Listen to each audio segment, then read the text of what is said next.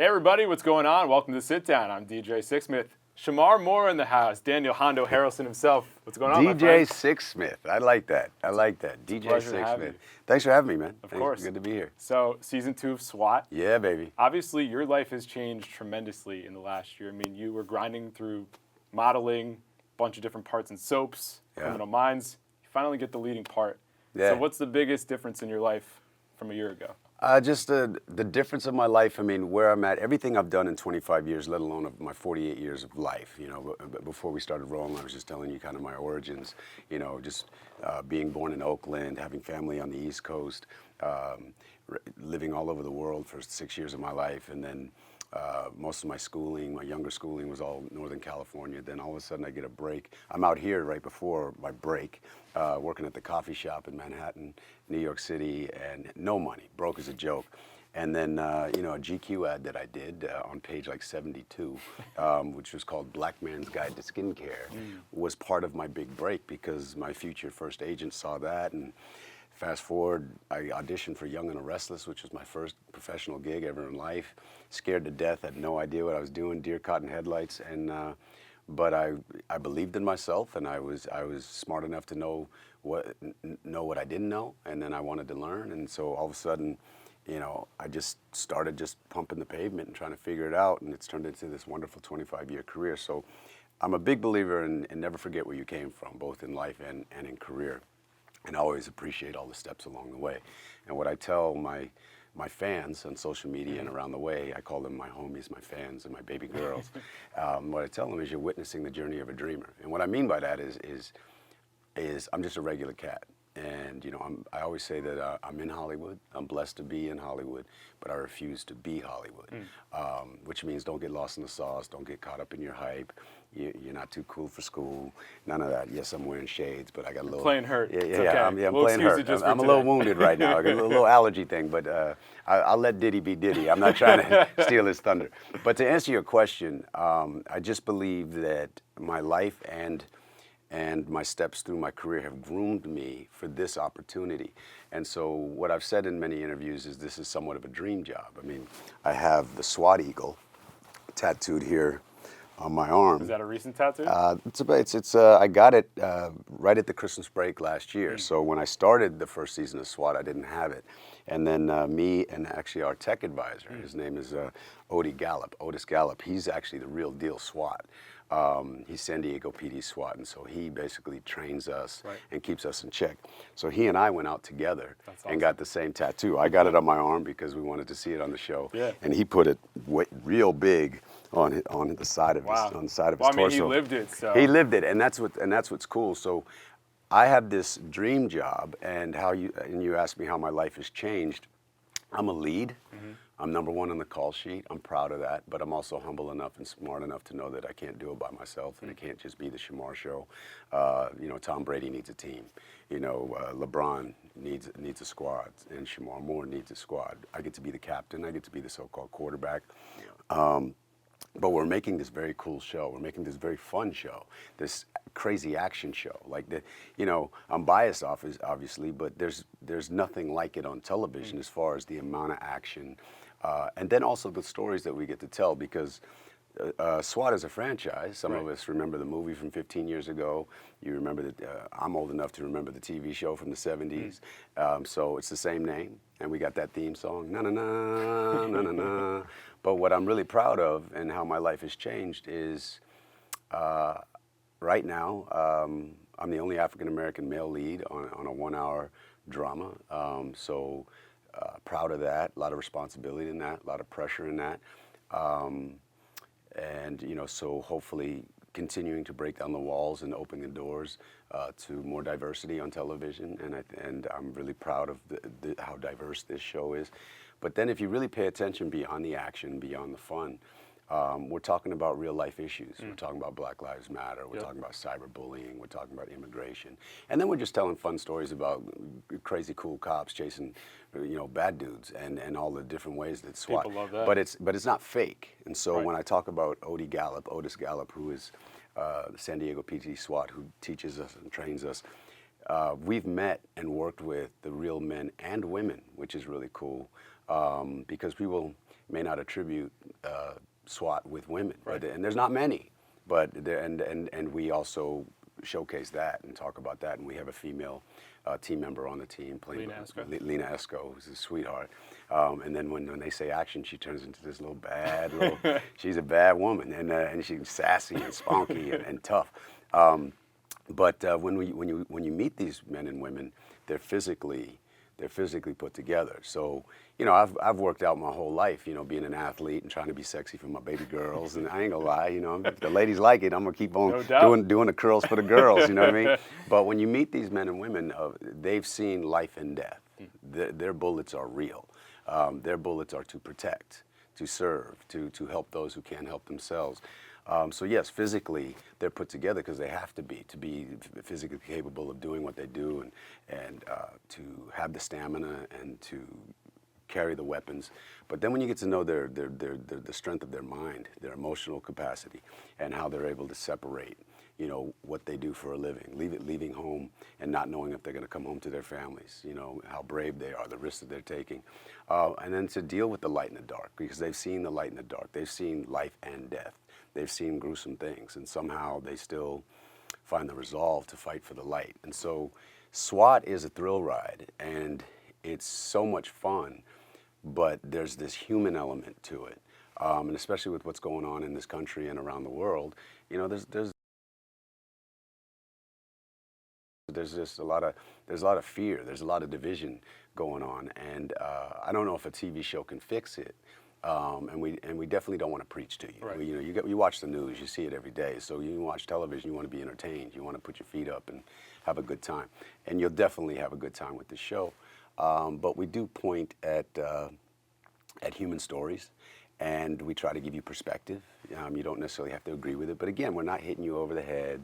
It's not a political show. It's just real and authentic. It's fun, authentic, and then it just has reality and hopefully stories and messages that you can relate to. So, you know, just the element of diversity, just the pride, my selfish pride of defying the odds and building a career, and now being asked to be the captain and lead a show, to work with Sean Ryan and Justin Lin and Neil Moritz and Billy Gerhardt and, you know, the producers, the Sony and CBS. CBS has been good to me for 22 years of my 25-year career. You know, and Sony just really believes in this, and they're pumping money into it because they believe in the content and they want it, and it's already been sold in, I think, 230 something countries. Wow. And you know, so that's a trip to see my face, to see billboards and posters, and hear SWAT and hear Hondo in different languages.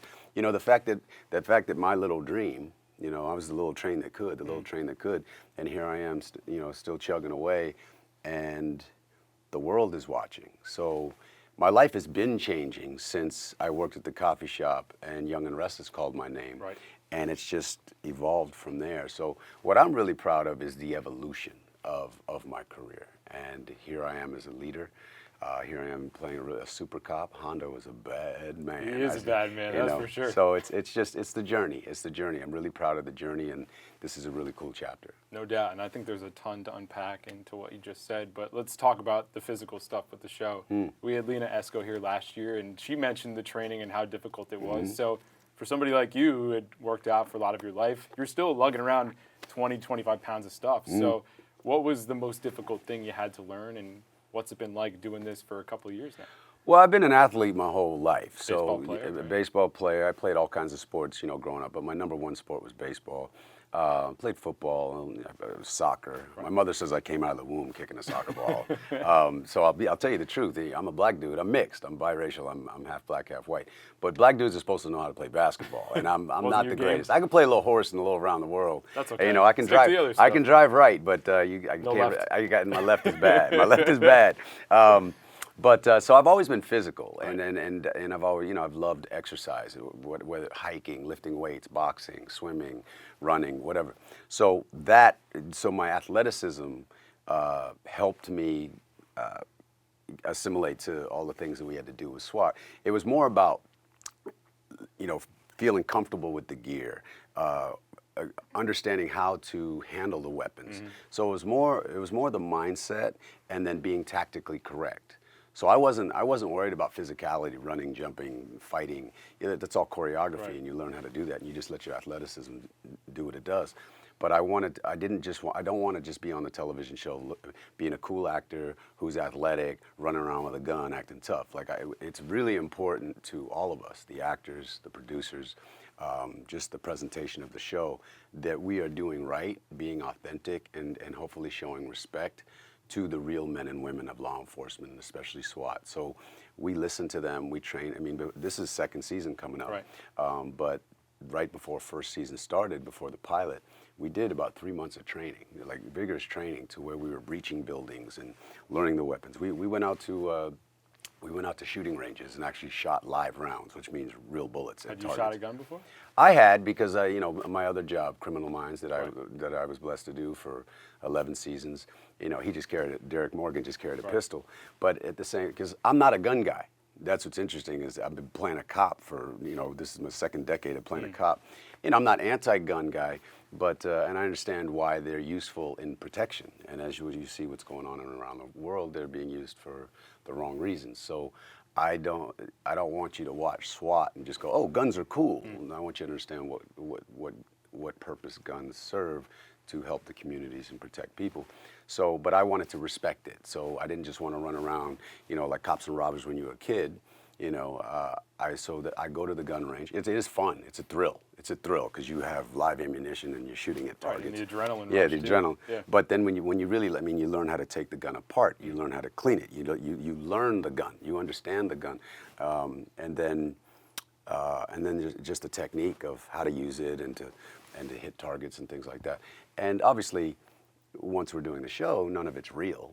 But when you have the respect for what it is and the power of what it is, it's not a toy, and you don't.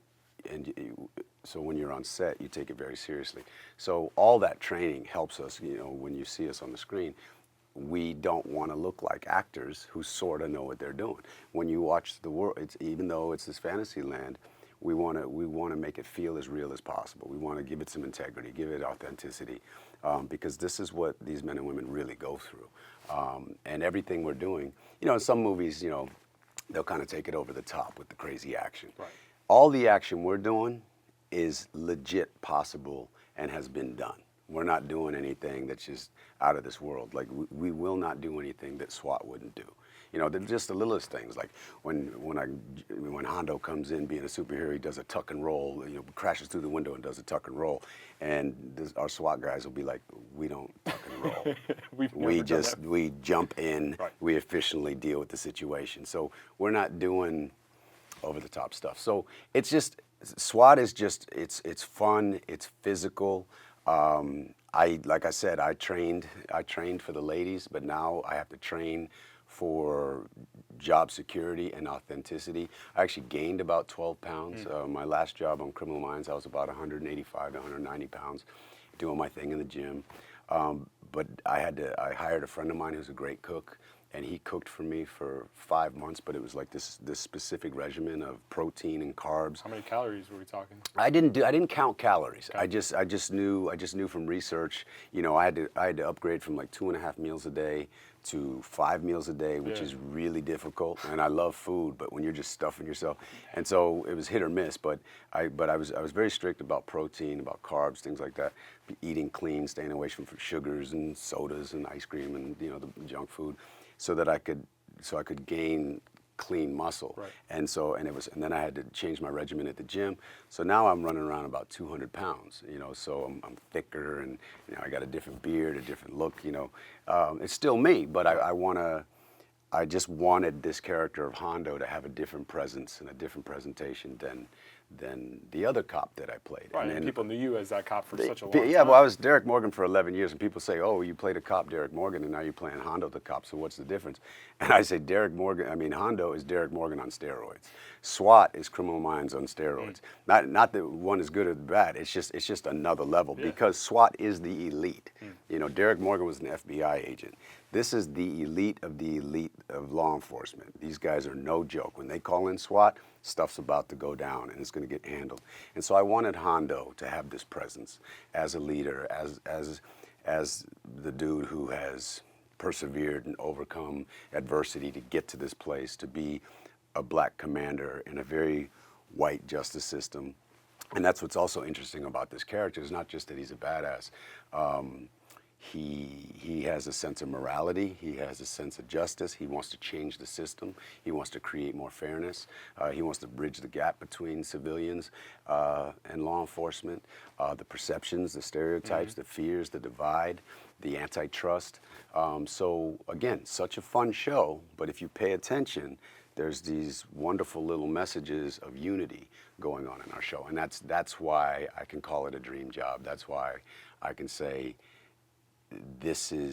I have a different responsibility. I have a different responsibility and a grander opportunity with what I get to portray and present on this show. A huge opportunity. If this show was done 5 years ago, maybe it doesn't have the same impact. Just given the times now, given the current situation, and you have the platform to do so, which is cool. So, like you said, a lot of stuff went down in season number 1 of this show. As we look forward to season 2, what should people be most excited about? Well, you're going to get that action. It's just, It's a guarantee with oh, the yeah, show. yeah. Part of the reason I'm wearing these sunglasses is because I'm so damn tired. Because they got me, I'm telling you, I'm back on helicopters. I'm jumping across rooftops. we're car chasing, motorcycle chasing, running.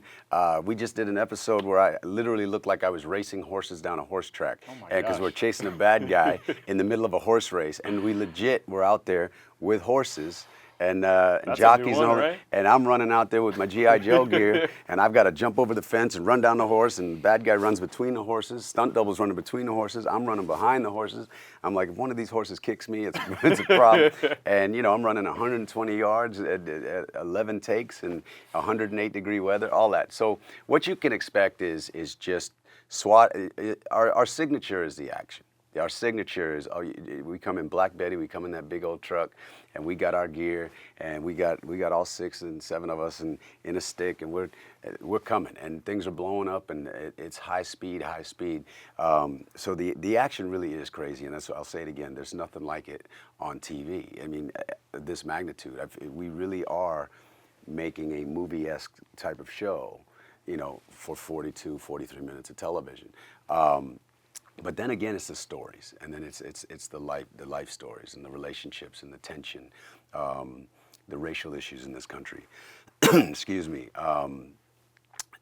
We touch on so many things. We're going to continue with immigration because it's a very Hot serious topic yeah. right now. We're going to continue with racial divide because it's a hot topic right now. But again, without preaching, and because our show is meant to give you perspective. It's meant you to maybe consider the other side of the coin. Create a little more awareness, a little more patience. But Hondo gets, you see more of Hondo's family this year. I'm really excited. Oba Babatunde. It's an interesting name. That's quite a name. It's quite a name. And if you don't know, for those who know who he is, he's a legend. He's a legend. He may not be the movie star, but he is truly a legend and has been in everything. He was in Guys and Dolls out here on Broadway with the woman that just got cast to play my mom. Wow. And that woman, if you don't know who this person is, there's something wrong with you, but Fame. I want to live forever. Debbie Allen is playing Shemar Moore's mama. Now, on cool. Criminal Minds, as I was finishing my run on Criminal Minds in the 11th season, I was so honored to have Danny Glover play my father. That was insane. It was insane. What an honor. And then here I am taking a leap of faith, not knowing what the next chapter is, and now I get asked to play the lead and the leader of SWAT and bring that franchise back to life, except the 2017, 2018 version, like we've been talking about current issues that are going on. And now my family is Oba Babatunde, who's, this dude, when I act with him, I'm like, at my best, I can't hold a candle to this guy, but you better bring it because he's a boss and such a nice dude. And then to have Debbie Allen play my mom. And so far, we've only done one scene together, but there's a lot more coming. Right now, we're on episode, I think it's 7 or 8. Awesome. So we're starting 8 of season 2. And so she's going to show up. But it's just, I look at my career and I'm like, okay, I'm the lead and the leader of a show. I've gotten to work with Danny Glover. Back on Criminal Minds, I worked with Mandy Patinkin and Joe Mantegna. And, and through my ride, I didn't get to work, meeting the Oprahs of the world and the Sidney Poitiers of the world, And how have those people impacted you? They're just inspiration. I mean, I'm a sponge. I just sit back and I hope that, you know, not that my name is in the same conversation as Sidney Poitier or Denzel Washington, but to meet those people, to be fans of those people, to heed the advice of those people, to get a pat on the back from those people saying, keep doing your thing, brother. You know, that has inspired me to just keep dreaming, keep fighting, keep reaching, keep taking risks. Never quitting, you know, never getting too comfortable. And if you get too comfortable, then stretch and take another leap. I mean, that's all I'm doing in my career, in my life, is always try to keep growing, keep surprising myself, keep learning, and that's what I'm doing. But what you're watching, this is the chapter of my life and my career where I'm at now, and everything that came before it got me here, and if I didn't learn and I didn't grow, then I wouldn't be able to stand toe to toe with Danny Glover. I wouldn't be able to have the chemistry that I have with Debbie Allen and Oba Babatunde. I mean, when you watch me, Debbie, and you really believe we're a family, and that's the coolest feeling to me. And then back to SWAT.